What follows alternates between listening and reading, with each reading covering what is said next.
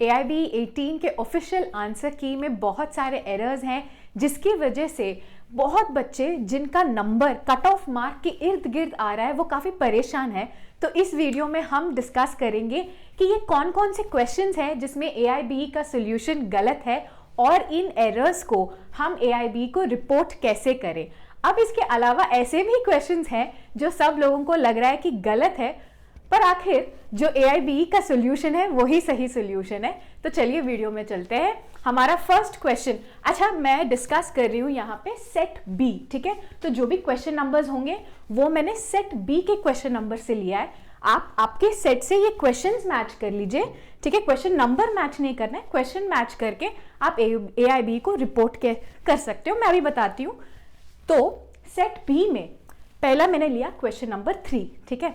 अब इसका जो क्वेश्चन है ये है समरी प्रोसीजर के बारे में, और यहाँ पे जो AIB का सोल्यूशन है वो मैं पहले बता देती हूँ। एज पर AIBE इनका सोल्यूशन था C, ठीक है।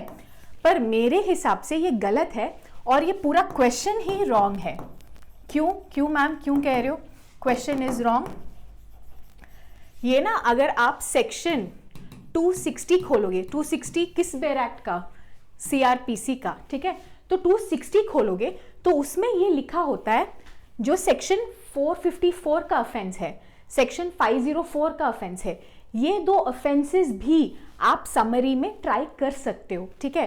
तो यहाँ पे ना क्वेश्चन ये होना चाहिए था, which of the following offences can not be tried, ठीक है। क्वेश्चन ऐसा होना चाहिए था, क्योंकि यहाँ पे उन्होंने 3 ऐसे ऑप्शंस दिए हैं जो समरीली आप ट्राई कर सकते हो।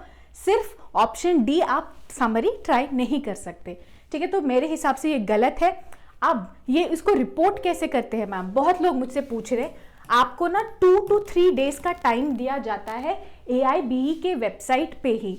जब आप वो 2 to 3 डेज का टाइम मिल जाता है, आपको ये रीजनिंग लिखना होगा ये बताते हुए। जैसे आपको ये सेक्शन 260 उनको बताना पड़ेगा, उनको आप वहाँ पे ना टाइप करके आपको लिखना पड़ता है इन डिटेल, जब ये 2 to 3 डेज का पीरियड आपको मिलता है, ठीक है। तो अभी तक कोई ऐसा अपडेट नहीं है, पर जैसे ही आपको वेबसाइट पे ये 2 to 3 डेज का टाइम मिल जाएगा मैं आपको अपडेट दे दूंगी। पर उससे पहले आपको ये समझना बहुत जरूरी है कि हम कैसे लिखें। जैसे अभी तो मैं आपको समझा रही हूँ, पर वहाँ पे जो कैंडिडेट्स आप हो, आपको खुद ये लिखना पड़ेगा कि ये सेक्शन 260 का क्वेश्चन है, ये क्यों गलत है, और उनका जो सोल्यूशन है ये क्यों गलत है, आपको लिखना पड़ेगा। तो इसीलिए ये वीडियो एंड तक देखिए, क्योंकि आपको ये समझना बहुत जरूरी है कि क्वेश्चन गलत क्यों है, ठीक है। ये वाला समझ में आ गया। अब चलते हैं नेक्स्ट क्वेश्चन। ये है 13th क्वेश्चन सेट B का, ठीक है। मैं फिर से रिपीट कर रही हूँ, ये सेट B के क्वेश्चन नंबर है। अब ये था क्वेश्चन CPC का क्वेश्चन है, ठीक है। और यहाँ पे AIBE का आंसर था ऑप्शन B, और ऑप्शन B गलत है। सही ऑप्शन क्या है? करेक्ट आंसर होगा ऑप्शन A, ठीक है।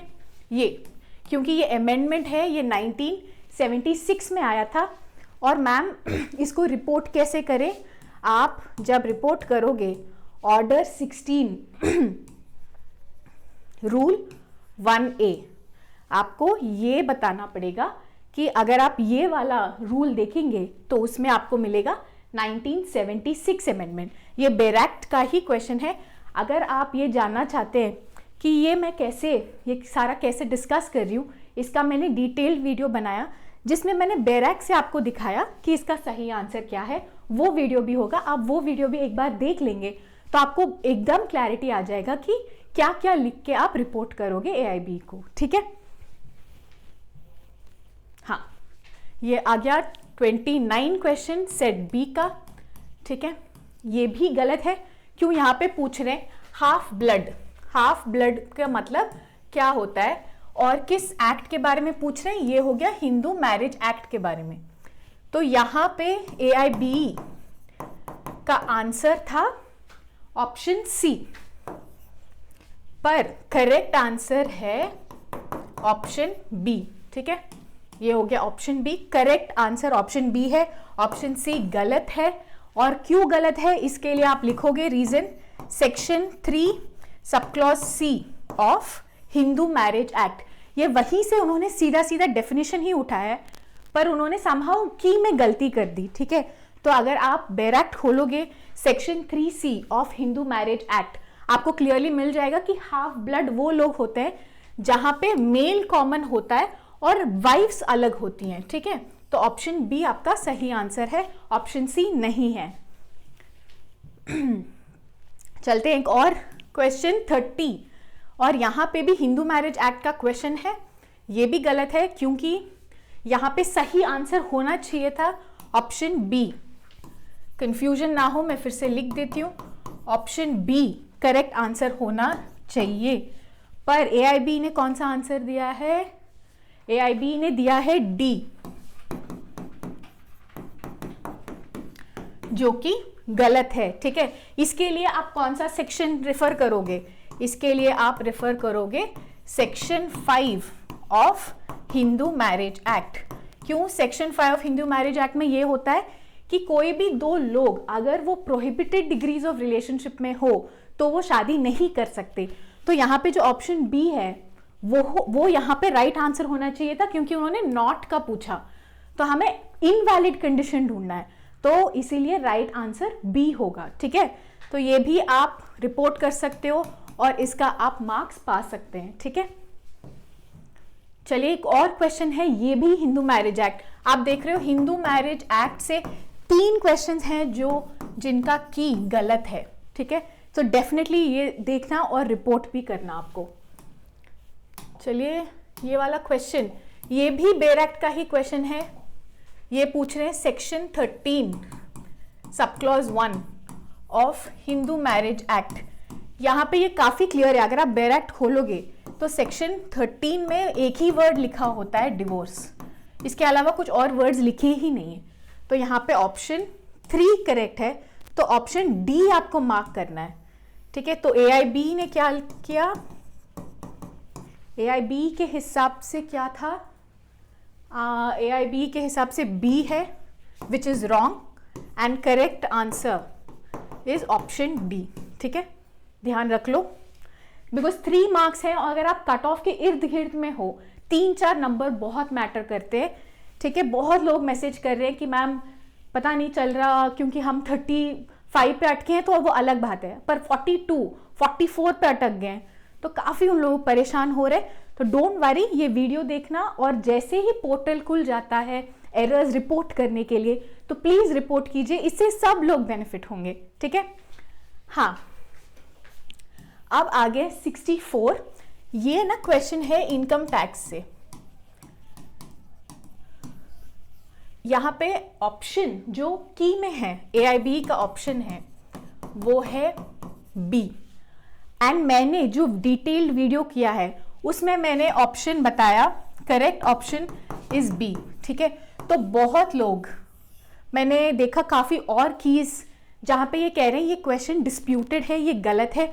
नहीं, ये एक्चुअल में सही है, ऑप्शन बी ही सही है, क्योंकि वो पूछ रहे नया कंपनी जब होता है उसका टैक्स में प्रीवियस ईयर कैलकुलेट कैसे करते हैं, इसका रीजनिंग एंड पूरा आंसर मैंने डिटेल वीडियो में बता दिया है, ठीक है। 64 है तो आपको डिटेल वीडियो का पार्ट 2 देखना है, ठीक है, आंसर के लिए, वहां पे मैंने बता दिया। तो बेसिकली ये क्वेश्चन के लिए आप ऑब्जेक्शन फाइल मत करना, ठीक है, ऑब्जेक्शन के लिए पैसे भी लगते हैं, ठीक है, याद रखना। तो अगर आप श्योर शॉट नहीं हो तो उन क्वेश्चंस के लिए अगर आप ऑब्जेक्शन डालते हो तो आपको पैसे भी भरने पड़ेंगे, तो फालतू में पैसे क्यों वेस्ट करें, ये सही है, ठीक है। अब चलते हैं 71, ये भी बेर एक्ट का क्वेश्चन है एंड समहाउ ये भी गलत उन्होंने मार्क किया है की में, ठीक है। करेक्ट आंसर आपका ऑप्शन बी है, पर AIB के हिसाब से उन्होंने ऑप्शन सी दिया है, जो कि गलत है। ये आपको कहाँ मिलेगा? इसके लिए प्रूफ जब आप अटैच करोगे आपको बस यही लिखना है, section 63A of transfer of property act. अगर आप वो वाला सेक्शन का स्क्रीनशॉट लेके आप अटैच कर दोगे तो काफी है, क्योंकि ये सेक्शन में ही लिखा है 9% रेट ऑफ इंटरेस्ट, इसमें कोई डिस्प्यूट नहीं है, ठीक है। हाँ, एक और क्वेश्चन आ गया, फटाफट ये भी डिस्कस कर लेते हैं।